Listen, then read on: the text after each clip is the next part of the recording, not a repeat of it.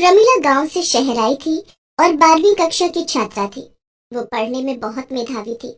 School के सारे लड़के लड़कियां और टीचर उससे काफी प्रभावित थे। लेकिन एक दिन पूरे स्कूल को पता चला कि प्रमिला गर्भवती है। उस दिन क्या हुआ? क्या सबने गर्भवती स्कूल स्टूडेंट प्रमिला को अपनाया? ये जानने के लिए देखते हैं कहानी गर्भवती स्कूल स्टूडेंट। प्रमिला देखने में बहुत कुरूप थी, लेकिन वो पढ़ने में बहुत तेज थी। स्कूल के सभी लड़के लड़कियों को कुछ भी पूछना होता तो वे प्रमिला के पास जाते। प्रमिला, देखो ना, ये मैथ हल नहीं हो रहा है। मैडम ने बताया था, लेकिन मेरे खुद समझ ही नहीं आया। अरे, ये तो बहुत आसान है। इसे ऐसे समझो, आर की बराबर वैल्यू ए के साथ है, आर इक्वल टू ए और बी। प्रमिला, मुझे ये इंग्लिश के वर्ड में नहीं समझ में आ रहे हैं। आओ मैं बताती हूँ। इस तरह प्रमिला सब बच्चों को उनकी पढ़ाई में मदद करती।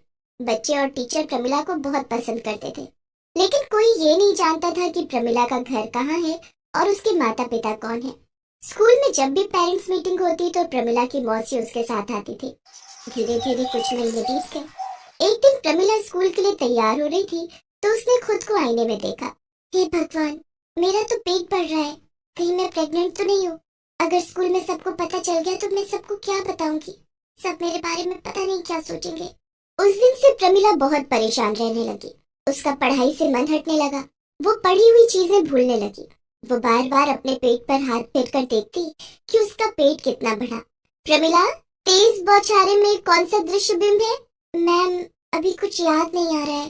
तुम्हें क्या हो गया है प्रमिला? तुम्हारा पढ़ने लिखने में मन क्यों नहीं लग रहा है? सॉरी मैम, मैं पढ़ने में मन लगाऊंगी और कल याद करके आऊंगी।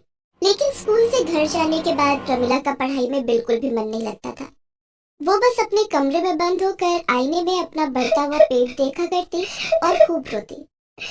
रोने और परेशान होने के कारण प्रमिला दिन पर दिन दुबली होती जा रही थी। एक दिन क्लास में प्रमिला को चक्कर आ गया।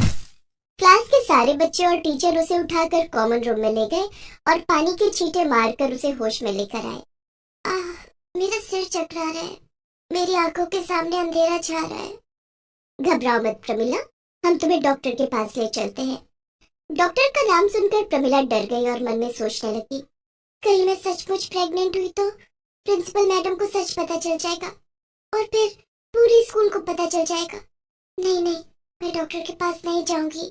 प्रमिला ने प्रिंसिपल से कहा, नहीं मैडम, मैं डॉक्टर के पास नहीं जाऊंगी।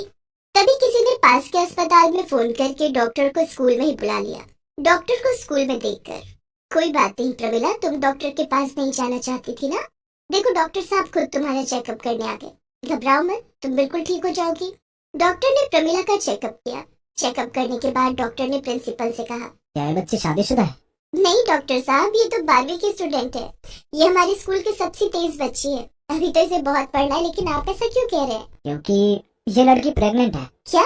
प्रेग्नेंट? ये आप क्या कह रहे हैं? मैं बिल्कुल ठीक कह रहा हूँ। ये लड़की 4 महीने से प्रेग्नेंट है। इसे अपने खाने पीने का बहुत ध्यान रखना होगा और टेंशन बिल्कुल नहीं लेना है, नहीं तो बच्चे की सेहत पर बहुत बुरा असर पड़ सकता है। अच्छा, मैं चलता हूँ। डॉक्टर के जाने के बाद ये बात पूरे स्कूल में फैल गई कि प्रमिला प्रेग्नेंट है।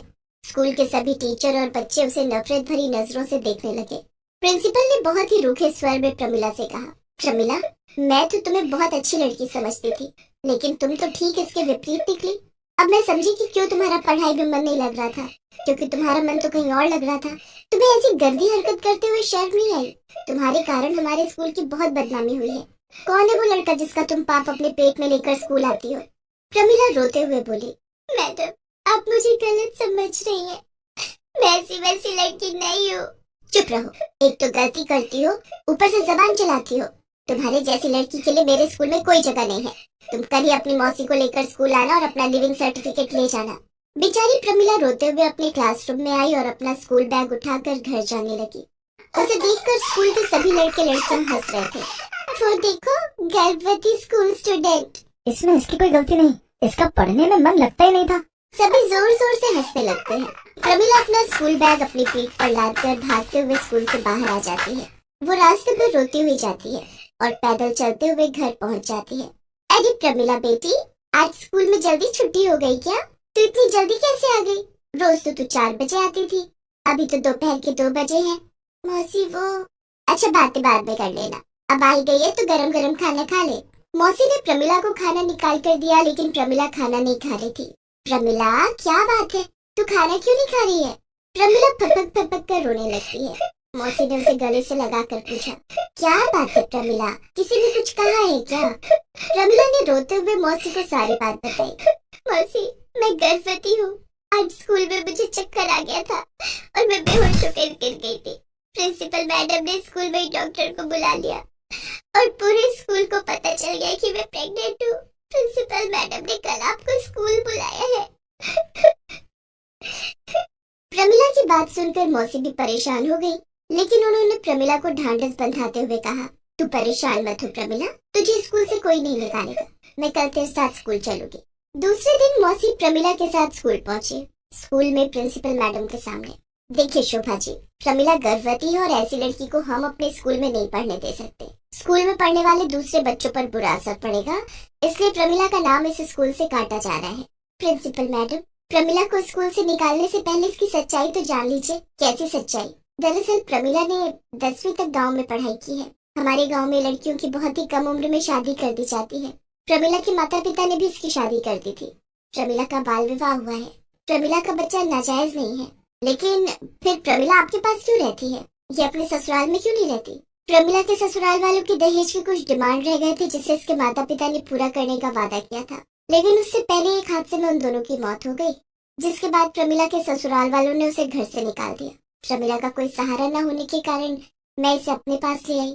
इसके ससुराल वाले इसे हमेशा इसकी बदसूरती और दहेज के ताने दिया करते थे और मारते भी थे। इसलिए मैंने प्रमिला को शहर लाना ठीक समझा। प्रमिला पढ़ने लिखने में बहुत तेज थी, इसलिए इसका नाम आपके स्कूल में लिखवा दिया। प्रमिला की पूरी कहानी सुनकर प्रिंसिपल मैडम का हृदय करुणा से भर गया। उनके मन में प्रमिला के लिए ढेर सारा प्यार उमड़ आया। उन्होंने प्रमिला के सिर पर हाथ फेरते हुए कहा, मुझे माफ कर दो प्रमिला। मुझे नहीं पता था कि तुमने इतनी छोटी सी उम्र में इतने दुख उठाए हैं। तुम्हें इस स्कूल से कोई नहीं निकालेगा। तुम खूब पढ़ो और अपने पैरों पर खड़ी हो जाओ। लेकिन उससे पहले मैं तुम्हारे ससुराल वालों को उनके किए की सजा दिलाऊंगी। प्रिंसिपल मैडम ने पूरे स्कूल को प्रमिला के जीवन के संघर्ष की कहानी बताई। सभी टीचर और बच्चों ने भी प्रमिला से माफी मांगी। उन सभी के दिल में प्रमिला के लिए इज्जत और बढ़ गई। प्रमिला अब रोज की तरह स्कूल आने लगी। अब उसका मन पहले की तरह पढ़ने में लगने लगा। इधर स्कूल की प्रिंसिपल और मौसी ने मिलकर प्रमिला के ससुराल वालों पर दहेज प्रताड़ना और घर से जबरन बाहर निकालने का केस किया, जिसके बाद पुलिस ने प्रमिला के ससुराल वालों को गिरफ्तार करके जेल भेज दिया। प्रिंसिपल मैडम, आपका बहुत बहुत धन्यवाद। प्रमिला, तुम्हारी जैसी होनहार छात्रा की मदद करना मेरा फर्ज है। चाहे कितनी भी कठिनाइयां आए, किसी भी कीमत पर अपनी पढ़ाई मत छोड़ना। धीरे धीरे प्रमिला का बच्चा पेट में बढ़ता जा रहा था और उसकी पढ़ाई भी रफ्तार पकड़ रही थी। गर्भवती प्रमिला उसी हालत में स्कूल आती और खूब मन लगाकर पढ़ाई करती। धीरे धीरे 12वीं की परीक्षा का समय भी नजदीक आ गया था। इधर प्रमिला के प्रसव का समय भी नजदीक आ रहा था। एक दिन प्रमिला रात में पढ़ाई कर रही थी। ओह, मेरे पेट में बहुत तेज दर्द हो रहा है। उफ, ये दर्द तो बढ़ता ही जा रहा है। अब मैं क्या करूं? परसों मेरी 12वीं की परीक्षा भी है। पढ़ाई में ध्यान लगाने की कोशिश करती हूँ।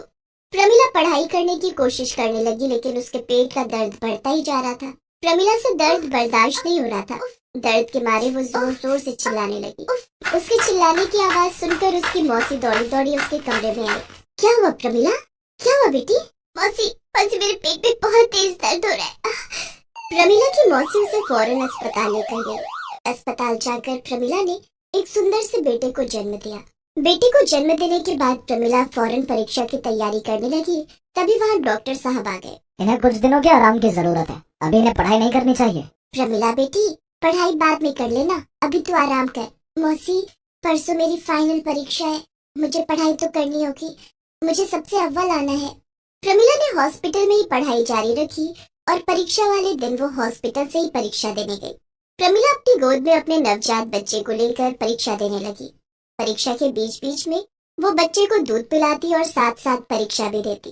इसी तरह से प्रमिला ने अपनी पूरी परीक्षा दी।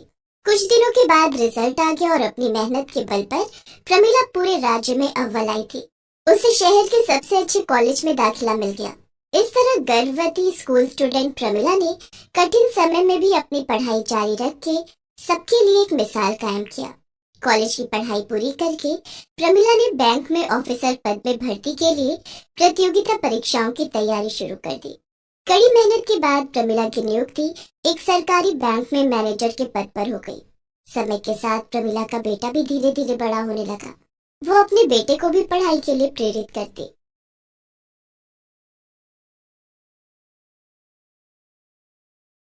सोना सिर्फ 6 साल की थी जब उसके माता पिता एक एक्सीडेंट में मारे गए और तब से ही सोना की जिंदगी बद से बदतर होती चली गई। कहने को तो उसके चाचा चाची उसका ख्याल रखने के लिए उसे अपने साथ ले आए थे, लेकिन हकीकत इससे बहुत अलग थी। ये देखो, ये महारानी अब तक सो रही है। ए कामचोर, उठ जल्दी से, वरना तेरे हाथ पैर तोड़ दूंगी। चाची, बस अभी उठ रही हूँ। फौरन उठकर खड़ी हो जा। आज पिंकू का बर्थडे है, हम सब पिकनिक पर जा रहे हैं। 1 घंटे में निकलेंगे तो उससे पहले सबके खाने और ले जाने के लिए सैंडविच तैयार हो जाने चाहिए, समझी? चाची, मैं भी चलूं क्या आपके साथ? कोई जरूरत नहीं है, तुझे पाल रहे हैं ये कम है क्या, जो अब तुझे घुमाने फिराने का भी ठेका ले रहे हम। सोना के साथ हमेशा ऐसा ही होता था। सोना को हमेशा से घूमने और नई नई जगहें देखने का बहुत शौक था, लेकिन अपने माता पिता को खोने के बाद से ही सोना के शौक तो दूर की बात है, उसकी बुनियादी जरूरतें भी पूरी नहीं हो रही थी। सुन, ये सैंडविच यहाँ क्यों रखा है? चाची, ये एक सैंडविच मैंने अपने लिए रख लिया था। और ऐसा करने से पहले तूने मुझसे पूछना भी जरूरी नहीं समझा? अगर पूछ लेती तो शायद मैं ये सैंडविच तुझे खाने भी देती, लेकिन नहीं, तुझे तो बहुत अक्लमंद बनना है ना। ठीक है, अब तेरी सजा ये है कि जब तक हम लोग पिकनिक से वापस घर नहीं आ जाते तू भूखी रहेगी। ला, ये सैंडविच मुझे दिलाकर, और रसोई में भी मैं ताला डालकर जाऊंगी। नहीं चाची, ऐसा मत करो, मैंने कल शाम से कुछ नहीं खाया है। सोना रोते हुए अपनी चाची से माफी मांगती रही, लेकिन उसकी चाची का दिल नहीं पसीजा। सभी लोग सोना को घर में अकेला छोड़कर पिकनिक पर चले गए। घर की रसोई पर ताला था और न ही सोना के पास कुछ खरीदने के लिए पैसे थे। सोना रोती रही, लेकिन वहाँ उसकी सिसकियां सुनने वाला भी कोई नहीं था। रोते रोते कब उसकी आंख लग गई, खुद सोना को भी पता नहीं चला। कहाँ गया वो सब? अरे लगता है वो सब सपना था, लेकिन वो जगह कितनी अच्छी थी। काश मैं वैसी ही जगह पर सचमुच जा सकती। सोना ये सब सोच ही रही थी कि अचानक उसे अपने हाथ के पास कुछ महसूस हुआ। उसने ध्यान से देखा तो वहाँ एक किताब रखी हुई थी, जो उसने इससे पहले कभी नहीं देखी थी। अरे ये किताब किसकी है? पिंकू की तो नहीं लग रही, और ये देखने में भी कितनी सुंदर है, लेकिन ये मेरे सिरहाने आई कहाँ से? इसे खोल कर देखती हूँ। इसे पढ़कर कुछ टाइम ही कट जाएगा, फिर शायद भूख भी ना लगे। ऐसा सोचकर सोना ने उस किताब का पहला पन्ना खोला और उसे बड़े ही ध्यान से पढ़ने लगी। उस पन्ने पर एक बड़ी ही खास जगह के बारे में लिखा हुआ था। ये किताब तो एक परी लोक के बारे में है, जहाँ सब कुछ ठीक वैसा ही है जैसा मैंने अपने सपने में देखा था। ये सब है तो अजीब, पर फिर भी बहुत मजेदार है। सोना उस किताब को पढ़ती रही, लेकिन पहला पन्ना पूरा पढ़ते ही वो अचानक बेहोश हो गई। और फिर कुछ ही मिनटों बाद जब उसे होश आया तो उसके आसपास सब कुछ बदल चुका था। ये सब क्या है? हे भगवान, ये तो बिल्कुल वैसी ही जगह है जैसी मैंने अपने सपने में देखी थी। पर ऐसा कैसे हो सकता है? कहीं मैं फिर से सपना तो नहीं देख रही? नहीं सोना, ये सपना नहीं, सच है। तुम हमारे परी लोक में हो।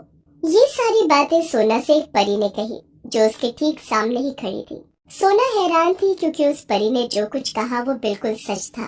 आप कौन है? और वो किताब कहाँ गई?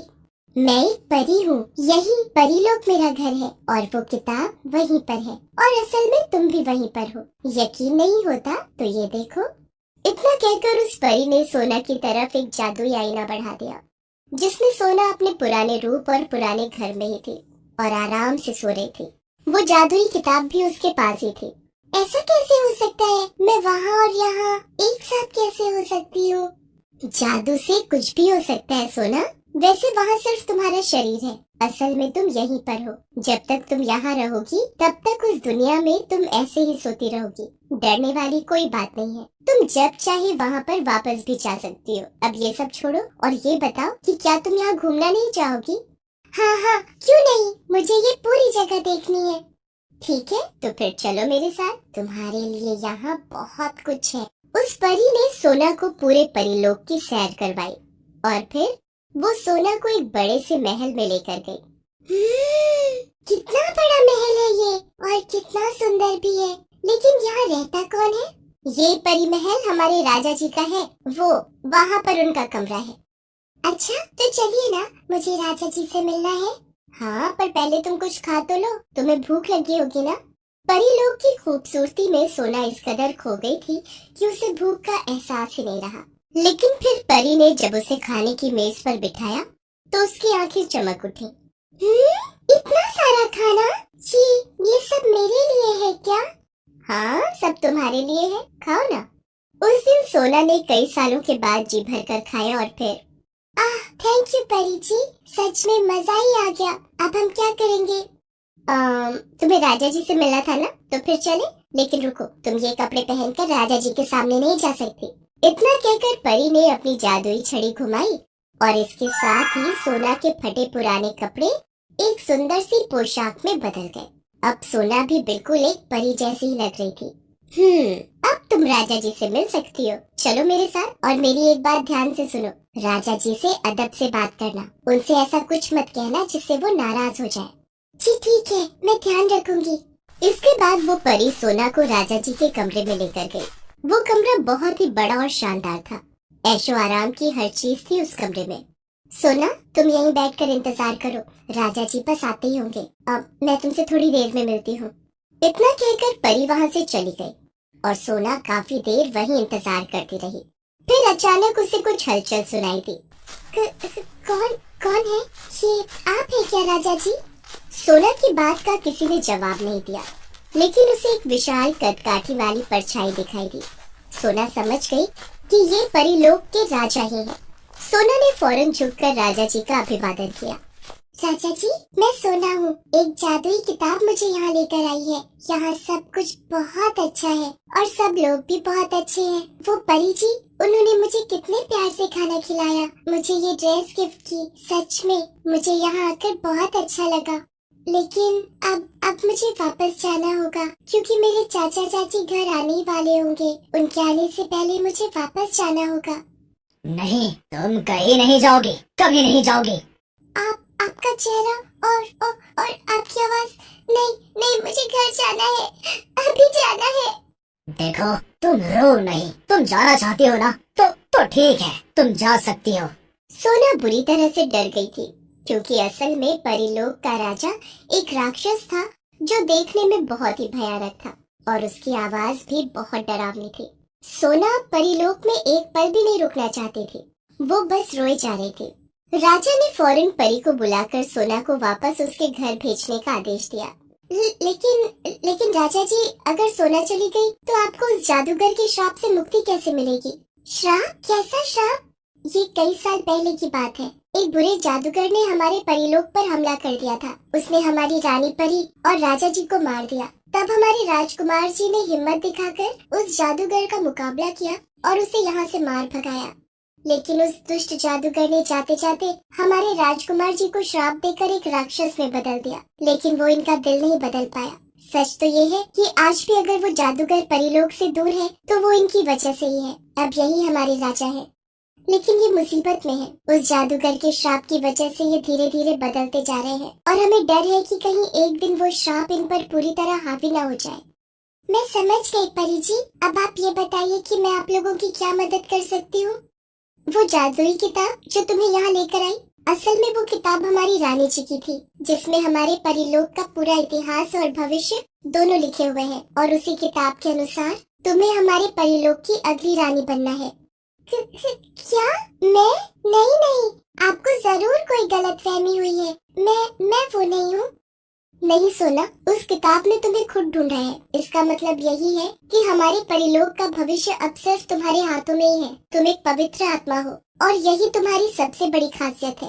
वो तुम ही हो जो हमारे राजा जी को इस भयानक श्राप से मुक्ति दिला सकती हो। सोना डरी हुई तो थी, लेकिन वो परीलोक और वहाँ के राजा की मदद भी करना चाहती थी। इसलिए उसने हिम्मत दिखाते हुए परीलोक के राजा से शादी के लिए हाँ कह दिया। और फिर ठीक वैसा ही हुआ जैसा कि उस परी ने कहा था। सोना और परीलोक के राजा की शादी होते ही बुरे जादूगर का श्राप टूट गया और राक्षस बन चुका परीलोक का राजा एक सुंदर नौजवान में बदल गया और सोना एक परी में। इसके साथ ही वो जादुई किताब सोना के असली शरीर के साथ परीलोक में आ गई। रानी जी लीजिए, इस किताब ने ही आपको चुना है और अब से ये आपकी ही है और अब से आप हम में से ही एक है। सोना ने उस किताब को माथे से लगाया और उसे अपने पास संभाल कर रख लिया। ये उसके दुखों का अंत तो था ही, साथ ही परिलोक के नए भविष्य की शुरुआत भी थी।